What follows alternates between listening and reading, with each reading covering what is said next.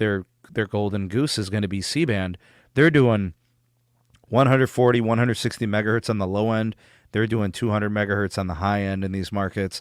They're going to have to be the wireless network, or else there will be no growth. They have to offer capacity to make to sell it to people that might be considering T-Mobile. Yeah, and they have to be able to compete with AT&T.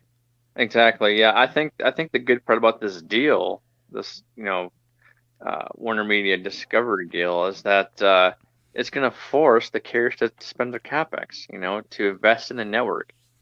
It's got to. If it doesn't, there's something wrong. But like, I think it will. I think T-Mobile, Verizon are looking at this and they're like, oh crap, AT&T's they're coming. They're gunning. I'm really happy about this. I will say that I know I haven't really thrown this in there yet. Zero Cool. I'm thrilled if this deal happens. More focus for AT&T on wireless and fiber. Absolutely. I'm for it. Those are Yeah. huge.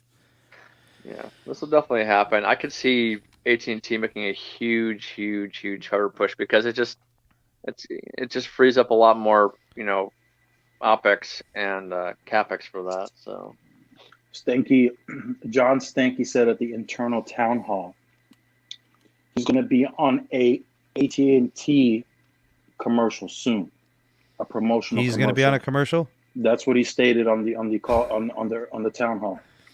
I don't know what this commercial is about, but if I have to take a guess,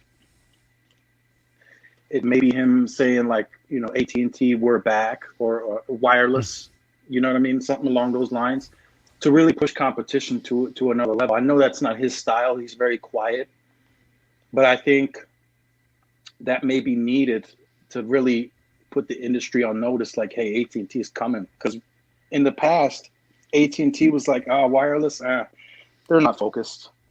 They're a hybrid company. We can beat them in wireless. That was the talk in T-Mobile and Verizon's camps. And now that's going to be a drastic difference over the next 5 to 10 years because AT&T has gotten those reimbursements for FirstNet, so the network size is there. And now they can purely invest in densification, small cells, which they're coming in abundance. And then, of course, they may change their millimeter wave strategy, however that looks in the future. But it's going to be, the CLE is a perfect example for AT&T, man. Bro, they haven't even turned anything on yet. I've driven by 30 or 40 CRAN sites in the last 2 weeks. All of them are still off. The construction is done. They have power to them. They're just not broadcasting. Wow. I'm getting 80 to 140 megabits per second on those areas. You start deploying several dozens of CRAN. My question is, why are they doing this? I'm like, what in the world? Like, they must be trying to bulletproof the network. And I swear, Tyrone, if they don't have fiber on a certain block, I think they're going to do fixed wireless. Maybe. I know they said they don't want to, but this changes everything. Here's the thing. I don't think it's going to be fixed wireless because they're going to use the air gig, the gig of power, the BPL, the air but gig. We haven't heard or seen anything on that in at least 8 months, maybe longer. But it's going to happen though. Can you imagine millimeter wave nodes or LTE nodes on every power line? Like every power line? I think that's they're just kind of like working out the schematics on that because they own like almost every pole. Right. Basically, but this would explain why Verizon has decided to put a node on every block in the CLE. Exactly. Yeah, I could see those two competing. You have a small cell Verizon, you have an air gig with AT&T. I could definitely see that happening. Yep, because T-Mobile sure ain't doing small cells, so all that prime real estate is available for AT&T and Verizon. Exactly. Breaking news out of Mr. Barry in Chicago. AT&T techs are saying they will be offering fixed wireless instead of fiber.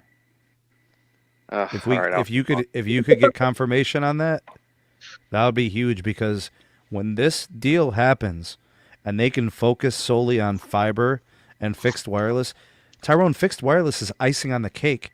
you're going to monetize excess capacity on your network. Anywhere where you have millimeter wave, anywhere you have C-band, you could offer 200 megabits per second for $50 a month on autopay.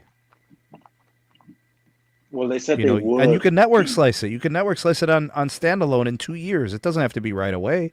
They could do it in 2023 after they get Block B and C.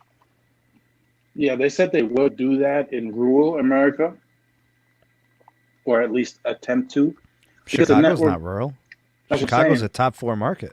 Yeah, but in rural, it makes perfect sense because FirstNet is built. So the network is already there. So you're just adding, you can quickly get those customers onto the network. Maybe even now, maybe there's enough FirstNet capacity to get, fixed wireless into those areas now and compete against T-Mobile.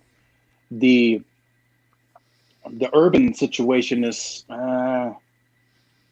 it's a little iffy because. Yeah, but I see suburban as an option. Suburban, yes, I see that too. The reason I say urban because there's a lot of fiber laid between these companies, and sure, yeah. you're running into competition.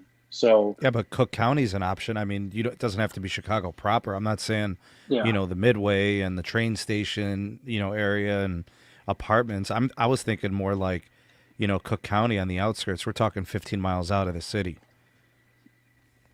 Yeah, if it makes sense, why not? I think it would be easy to do it. You send them some Nighthawks, those frickin' those branded routers, and you can get a fixed wireless product with a decent modem. I mean, AT&T's hardware has always been fine. Yep. Verizon's hardware has been fine. The hardware situation's a T-Mobile problem, in my opinion.